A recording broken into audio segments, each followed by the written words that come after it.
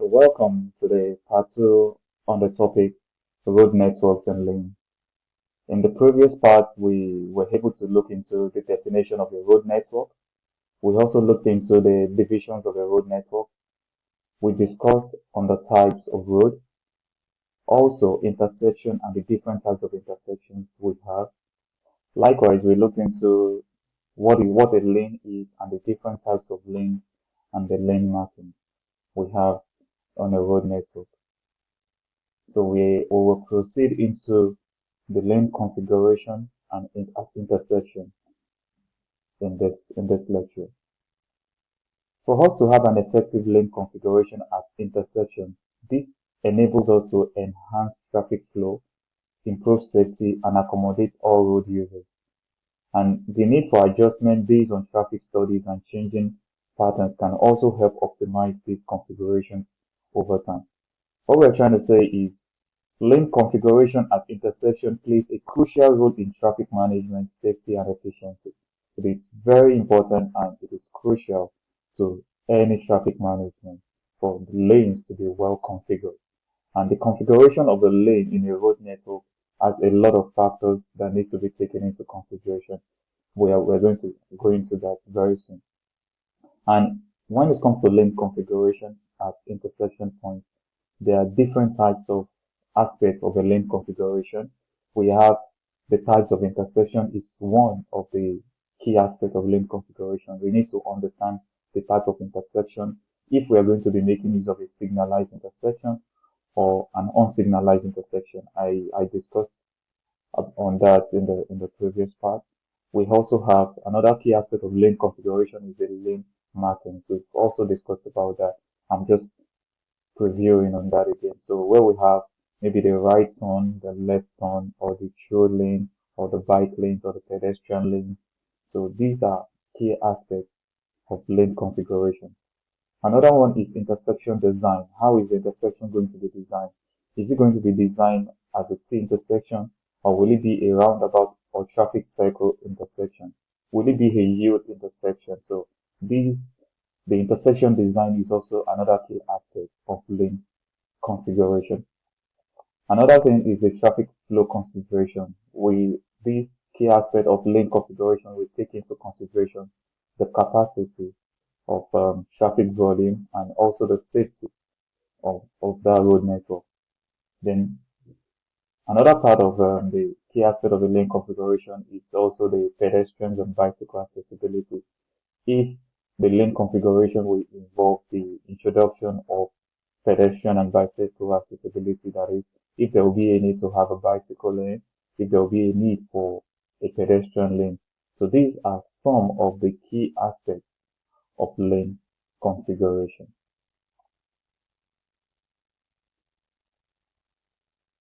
So from this picture here, we can see from the first picture we have here, it shows that we have three lanes. Okay, we can say for maybe this side being the shoulder lane, or possibly yes, this is the shoulder lane. Here we have the true lane from the arrow, the lane markings. You can see the arrow pointing forward. That means this is a true lane. This is also a true lane. And the third one here is a true lane and also a right turn lane. So what it means is that vehicles that are flying this lane can either keep going as a true lane or use it as a means of going to the right turn, that is the right turn lane. So for vehicles that wants to move in a right turn will have to move in this direction. And for those going on the true lane can use any of these two, but can also use this when there is low level of traffic on the road. So that means taking into consideration based on vehicles, we have three lanes here. That is two true lanes, or you can say three true lanes, and which the third one is can also be used as a right turn lane. Now, based on the other picture we have here, this line shows that there is a lane for bus. That is, this lane is for buses. That particular lane is used by maybe for but public transportation, public bus, that is, they are the only one that have access to the use of this lane. So then we have this signal or this traffic sign showing that. Then in this bigger picture we have here, we can say this is a highway, and on this highway, we might say it's from the highway here. I can say maybe this is a bus station or probably a shoulder lane, and this shows that vehicles who are using this lane, the one, two, three, the first three lanes, or let me say the first two lanes, are either trying to exit the highway. That means obviously there must be an off ramp on this road network, on this highway, which shows that vehicles that are going off ramp can have this can move in this lane in order to move out of the highway. Then this third lane here are for vehicles going through or also trying to go off the highway. So the other are through lanes, but the rest of them are for vehicles maybe trying to make a right turn or going off from the highway, like I earlier said. And this point here on the road can either be a bus stop or it can be a shoulder lane.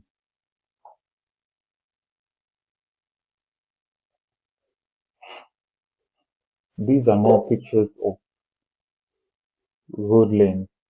In the first picture we have here, you can see this might be just a lane, but showing that there are three movements across that lane for vehicles going in the right lane, right direction, left direction, and the through lane. So we have the right turn lane, we have the left turn lane, then we have the through lane. So that means there is only one lane of flow, traffic flow coming into this point of intersection for vehicles going in the right turn lane, left turn lane, or the through lane. Coming to this second picture here, we can say we have two lanes, which means the first lane are for vehicles going in the left turn lane at the point of intersection, while the right lane is for vehicles that are going in a through lane and also going in a right turn lane. So why should we have this kind of road design or road network design or lane configuration? There are some factors that brings about the level of configuration of a lane, and we're still going to be looking at some of those factors. But just having an introduction into that, it might be on this road network or on this lane, the volume or the traffic volume of vehicles moving in this left turn lane at the point of intersection might be very high compared to vehicles moving to the right lane or a through lane. So that means there is need to have an independent lane for vehicles moving on the left turn lane than that of vehicles going in the through lane or the right turn lane. So one of the factors might be due to high traffic volume of vehicles moving in the left turn lane. And the same thing goes for this picture here. We might have a high volume of vehicles or traffic volume going in the right turn lane. So that is why we have to create an independent right turn lane for vehicles moving in this direction. Then vehicles moving in a through lane and the left turn lane can share this particular lane. So this is a two-lane configuration. This is also a two-lane configuration, which shows that one of the lanes is independently for vehicles going in the left turn lane, and the second lane can be is also for vehicles going in a through lane, right turn, and also left turn. So that means there is high volume of vehicles going in the left turn lane in this on this road. Then for this, we have three lanes: right turn lane independent, the through lane independent, and the left turn lane also independent. So vehicles going in the through lane will be on this lane, and vehicles going in the right turn lane will be here, and left turn lane will be here. So which shows this is a three lane, and this is also a three lane. This is also a three lane. From the explanations, I believe you can understand what the concept of this is all about. Then the last picture here is a four lane is a four lane road network. So that means at the point of intersection, that means we have two lanes for vehicles going in the right left turn lane, then one lane for vehicles going through the through lane, then the last one for the right turn.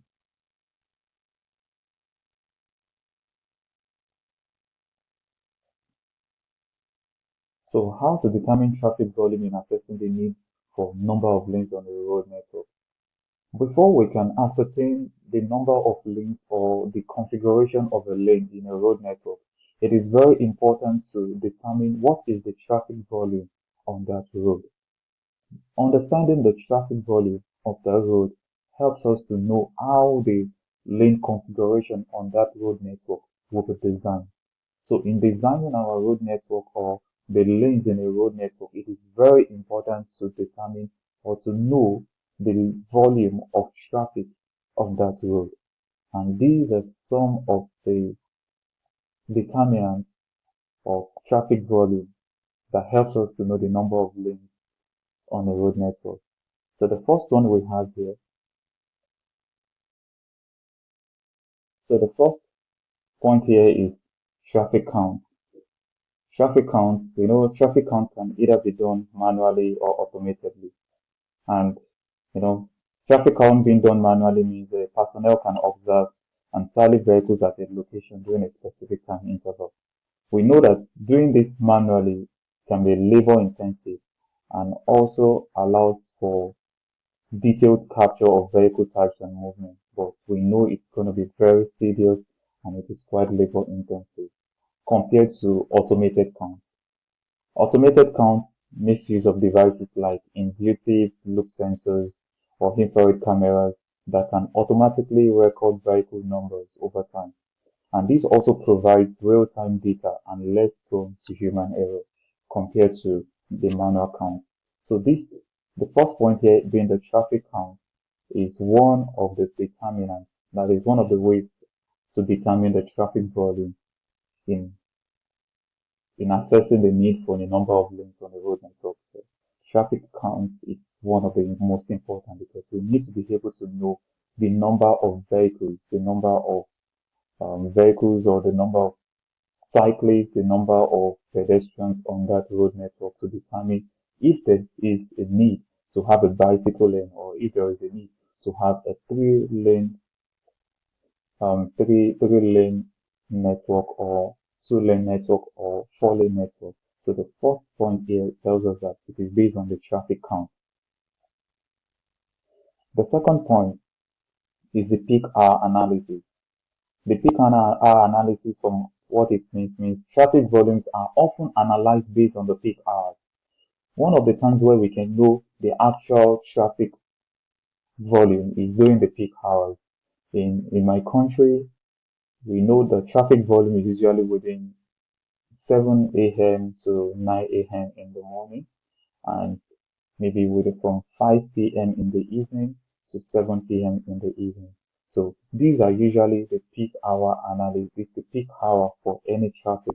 So these are the periods where you can actually know if of the traffic volume on any road network or in designing the number of lanes. So these are the periods where that helps us to know, which usually we call the rush hours when traffic is at its highest. It is better to carry out this analysis during the the period at which traffic is at its highest compared to periods like 12 noon or 1 or 2 noon. Most of those time, people or car users or vehicle users are usually at work or they are engaged in some activities that limits the number of vehicles on the road.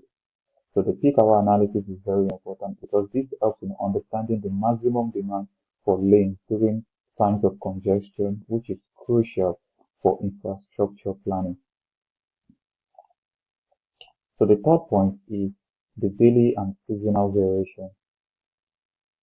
So the daily and seasonal variation, where we talk about the average daily traffic in So average daily traffic is just like a metric that represents the total volume of traffic of a road segment, and this is divided by the number of days in the counting period. If we're able to gather the total volume of traffic within 10 days, we need to be able to divide it by the number of the counting period, if that is also 10 days, to be able to ascertain the average daily traffic. So the average daily traffic provides a general overview of the usage of the road. And the second one being the seasonal adjustment is we know that some roads may experience seasonal fluctuations in traffic, maybe as a result of during the holiday season, the tourism season, and this requires adjustment to data for accurate planning. If we carry out this assessment in a holiday season or during a tourist season, we cannot use that season to judge the general view of traffic flow on that road or on that road network, because these are just seasonal activities which bring about high level of traffic volume on that road at that particular season. But when they are off season, then the level or the traffic volume on that road will be kept at minimum. So that is another important factor to consider in determining the traffic volume. The fourth factor here, the fourth factor is what we call the traffic forecasting. Past traffic counts can inform predictions for future volumes based on expected growth in population, new developments, or changes in land use. So the historical data is very important when making traffic forecasting. So traffic forecasting takes into consideration the historical data, like the population over the last 10 years and the growth in population over the last 10 years and the number of vehicles over the last 10 years that have been deployed on the road. And also new technologies or new development or changes in land use can also be under traffic forecasting. Still under traffic forecasting is what we call the modeling techniques. Various modeling techniques such as the traffic simulation models, demand forecasting models. This helps to predict future traffic volumes based on trends and planned development. So all this falls under traffic forecasting, which is the historical data and also the modeling techniques using simulation. The fifth point is traffic studies and survey. A comprehensive traffic study can analyze various influencing factors because there are a lot of factors that influence the traffic study. And this could be in form of the land use, maybe school schedules. We know for most schools, there is always a flow of traffic in the period of 8 or 7:30 a.m. to 8 a.m. in the morning, and usually also around 4 p.m. in the afternoon or in the evening. So the traffic studies and survey has to take into consideration the land use, the school schedules, public events, and other activities that affect local traffic patterns. The survey that gathers information about origin to destination pattern can also provide insight into potential traffic volumes. So these are under traffic studies and survey. The sixth point is the road network functional classification. The classification of the road influences the expected traffic volume. When we're talking about the road network functional classification, we know we have different classes of a road network. We have what we call the highway or the expressway, which is a class of road. We also have what we call the arterial roads. I've already explained that in the previous lecture, in the part one of this lecture. We have the collector roads, we have the local roads. So the road network functional classification influences the expected traffic volume based on the historical data for similarly classified roads. If we set up a highway network in city A and we want to set up a highway in city B, we can take into consideration the expected number based on the road network functional classification, knowing that it is a highway. That means there is a certain traffic volume expected on the highway in setting up that particular road or the number of lanes on that road. So there is no way you can set up a highway with just two lanes and another highway with about four or five lanes, because when it's an highway, based on the configuration and based on the functional classification of knowing it's a highway, there is a certain requirement of number of lanes expected in a highway. Same thing for the arterial roads, the collector roads, the local roads. So based on their functional classification, there is an expectation of the number of lanes expected on that road. The seventh point is the public transportation impact. In my country, there is a certain lane for public transportation. We call it the Bus Rapid Transport (BRT). It's a public form of transportation where a certain lane is reserved only for the public transport, that is for the BRT. So while other lanes can be for every other private vehicles or other forms of vehicles, but that lane is only for a public transport. So this is also another factor that determines the traffic volume by setting aside a public transportation lane shows. So if public transit is available, its influence on road traffic should be considered. Areas with high public transit usage may have reduced road traffic volume compared to areas lacking such services. So because when we have some areas that they have the public transit available to them, that means the level of focus on the other parts of the lane will be a bit reduced, because most people make use of the public transport compared to areas where there is no public transport, where everyone can make use of their vehicles on that road. So this is another factor that helps to determine the traffic volume in assessing the need for numbers of lanes on the road.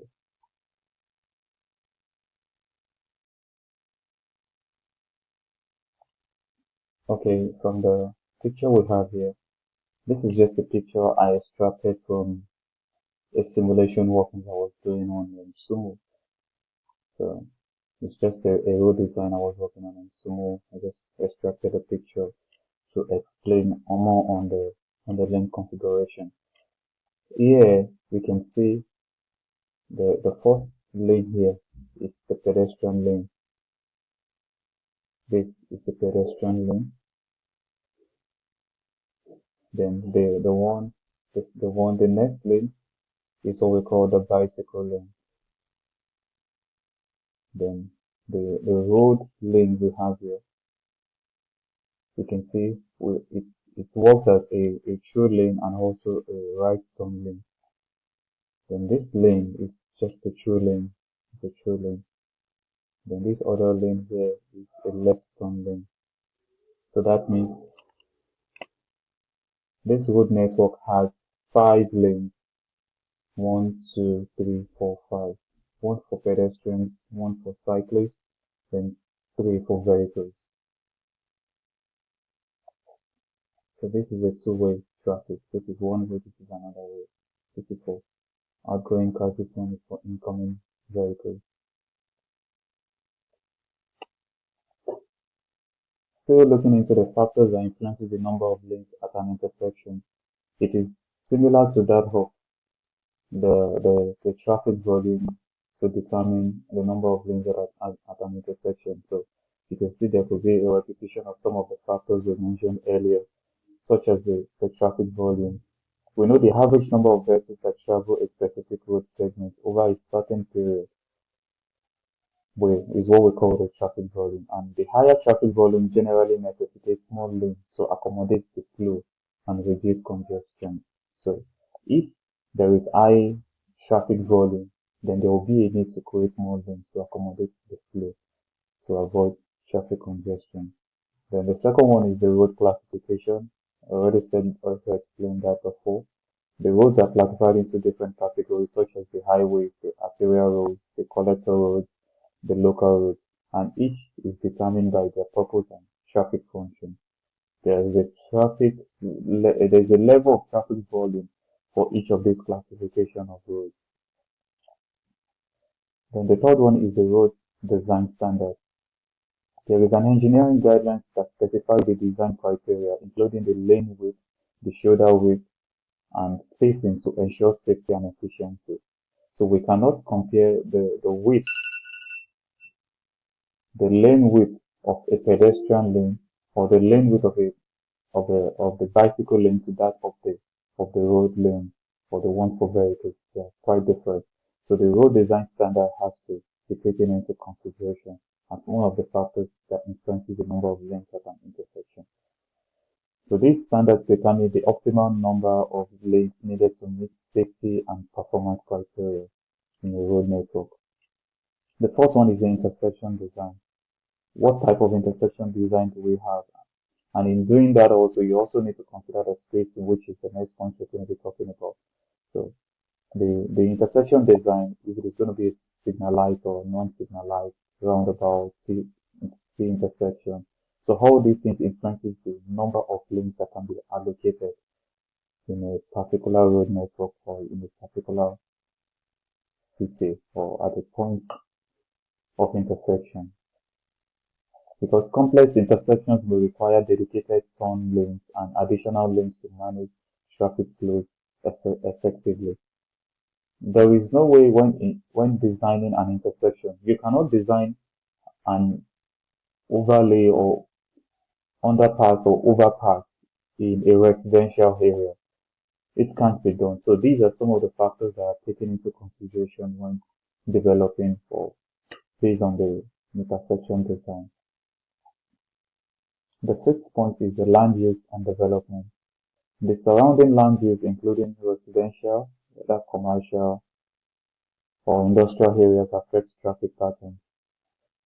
Areas that are industrial in nature or commercialized in nature, we know that these areas has a high volume number of users, road users in that vicinity due to most of them going to work or maybe any kind of activities that is going on, maybe a construction site going on in that particular area. So the land use and development is also another factor that influences the number of lanes at an intersection.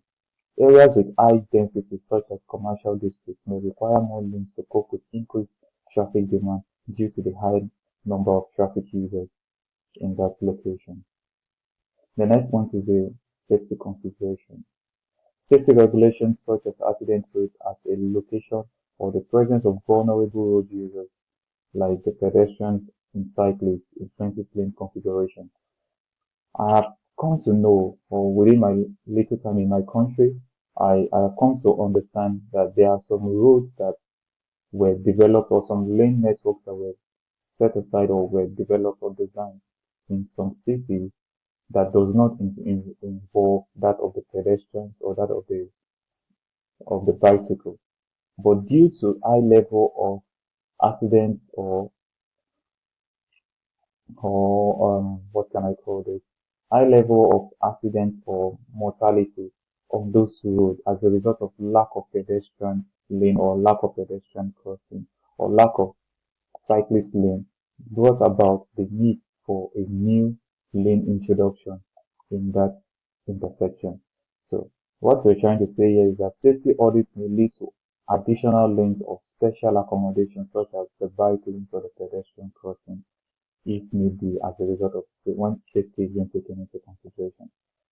Then the need for public transportation, I've also explained that under the last point. So when there is a need for public transportation and we want to create a special lane for for the bus rapid transport, which is called the BRT, or the public transport, then there is a need to have an additional lane for just that form of transportation for quick and efficient movement of people. So other than these points that have been explained, I know there are still some various factors such as the environmental consideration where you have to look at the noise, air quality.